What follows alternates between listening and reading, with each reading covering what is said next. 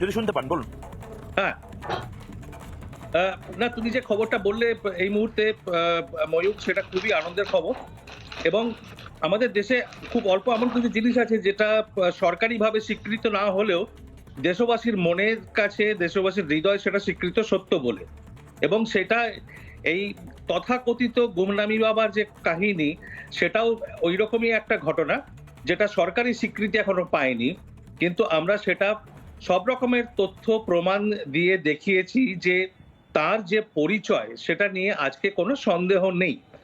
এবং বাকি সব সূক্ষ্ম বিতর্কে না গিয়েও আমি একটা শুধু প্রশ্ন করতে পারি যে, যে দেশে হাজারে, হাজারে সাধু সন্ন্যাসী হয়ে যান লোকে, এবং যে দেশে হাজারে, হাজারে সাধু সন্ন্যাসী মারা যান প্রতি বছর, সেখানে এই তথাকথিত গুমনামি বাবা এমন কে যার জন্য মিউজিয়ামে তার জিনিসপত্র তুলে এনে সেগুলোকে প্রদর্শিত করতে হচ্ছে। লোকে লোকে সেটা দেখতে চাইছে এবং তার জন্য এলাহাবাদ হাইকোর্টকে অর্ডার দিতে হচ্ছে এবং সেটা সরকার পালন করছে। তো এই এই যে প্রশ্ন, বড় প্রশ্ন তার পরিচয় নিয়ে, এটাকে প্রশ্ন যদি আজকে থাকে, কেউ যদি করতে চায় সেটা শুধু বিতর্কটাকে জিইয়ে রাখার জন্য।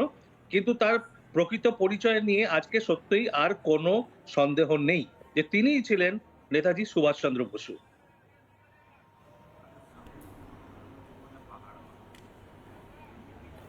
চন্দ্রচূড় ঘোষ, আপনার কাছে আমি আসবো, কিন্তু অনুজ ধর যদি এই মুহূর্তে ওনার অডিও প্রবলেম ঠিক হয়ে যায়, অনুজ ধর সেই একই প্রশ্ন যে বারবার এই ন্যারেটিভটা আপনারা সামনে আনছেন যে গুমনামি বাবাই নেতাজি, কিন্তু তার এগেনস্টে তো কোনো যুক্তি থাকবে। যদি আপনি 1, 2, 3 করে বলেন যে যুক্তিগুলো কি, কেন ভারত সরকারের অবিলম্বে এটা নিয়ে আরো বড় লেভেলের ইনভেস্টিগেশনের প্রয়োজন আছে?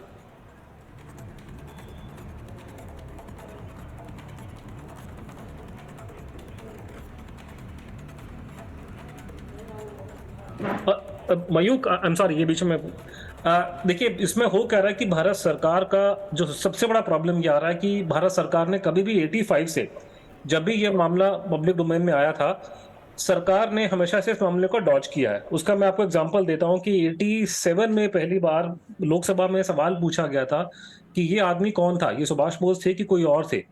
तो सरकार का ये आंसर 87 में पार्लियामेंट में ये आता है कि इसके बारे में इंफॉर्मेशन गैदर की जाएगी और सरकार लोकसभा के पटल पे रखेगी।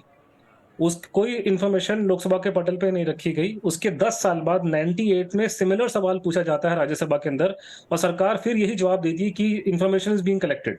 तो सरकार कभी इस मामले में स्ट्रेट फॉरवर्ड होकर बातचीत नहीं किया है। जब ये केस कोर्ट में चला जाता है, जैसा कि हमको मालूम है कि नेताजी की जो भतीजी थी ललिता बोस, उन्होंने इलाहाबाद हाईकोर्ट में केस लगाया था कि ये सामान जो उनके राम भवन से मिला है वो मेरे अंकल का हो सकता है, और ये अगर मेरे अंकल का हुआ तो ये नेशनल म्यूजियम, नेशनल आर्काइव में जाना चाहिए, क्योंकि वो नेताजी थे और मैं उनकी भतीजी हूं, तो मेरा उन पे राइट है, या फिर मेरा उन पे राइट है, ये भी उन्होंने बात बोली। तो जब ये केस वहां कोर्ट में लगा और इस केस का जजमेंट आया है 2013 में दिसंबर में आकर के, भारत सरकार के पास में 1985 से लेके 2014 तक कम से कम 1000 मौके ऐसे आए थे जबकि वो अपना व्यक्त इस पे व्यू व्यक्त कर सकते थे, लेकिन सरकार इस इशू को डॉज कर रही है। और डॉज करने का सबसे बड़ा कारण ये है कि इस इशू के ऊपर कोई कंट्रोवर्सी नहीं हो पा रहा ढंग से। जब भी कंट्रोवर्सी होती है, वो खासकर क्योंकि देखिए कंट्रोवर्सी तो बंगाल में होगी, क्योंकि बंगाल से आवाज उठेगी तब पूरे देश में आएगी। जब भी इश्यू पे कोई ना कोई बात होती है तो ये सारे पार्टी वाले आकर के इशू को ये घुमा फिरा देते हैं, ये बोलते हैं हम नहीं मानते, हम नहीं मानते, नेताजी क्यों ऐसे रहेंगे, नेताजी क्यों बाहर नहीं आएंगे। देखिए, ये सारी बातें बात की हैं। आप पहले सरकार से एक फेयर इन्वेस्टिगेशन की बात करें, उनसे सीधे सवाल पूछें, ढंग से सवाल जवाब नहीं हुए हैं। पीछे एक सहायक कमीशन नाम की नौटंकी हुई थी, जिस आदमी ने 1% उस पर इंक्वायरी नहीं करी और नाम इधर से लेके लिख दिया। सबसे बड़ी बात मैं आपको समझाना चाहता हूँ कि यहाँ कलकत्ता शहर में सॉल्ट लेक में जस्टिस मनोज कुमार मुखर्जी रहा करते थे। जस्टिस मनोज कुमार मुखर्जी ने भारत सरकार जो सेंट्रल गवर्नमेंट की बनाई हुई कमीशन ऑफ इंक्वायरी को हेड किया था 1999 से 2005 से। उन्होंने, उनसे ज्यादा कोई आदमी इस इशू के गहराई में नहीं गया। सुप्रीम कोर्ट के जज थे, जाने माने आदमी थे, कोई डिसऑनेस्टी उनके उनमें 1% की नहीं थी, बिल्कुल टू द पॉइंट बात करते थे। ये बात रिकॉर्ड पर है कि जस्टिस मुखर्जी ने बाद में ये एडमिट किया है और हमें कई बार बताया, मुझे बताया, चंद्रचूड़ को बताया और लोगों को बताया, उनकी वीडियो भी अवेलेबल है। उन्होंने ये बाद में एडमिट कर लिया कि ये वही आदमी थे, लेकिन मैं साबित नहीं कर सका। कोई और अगर इशू होता, कोई और बात होती तो पूरे देश में बवाल मच जाता। लेकिन हमारा दुर्भाग्य ये है कि बंगाल में नहीं लोग इंटरेस्ट ले रहे हैं, मीडिया, वो तो आप थोड़ा आज दिखा रहे हैं तो बड़ा हमें बहुत खुशी हो रही है।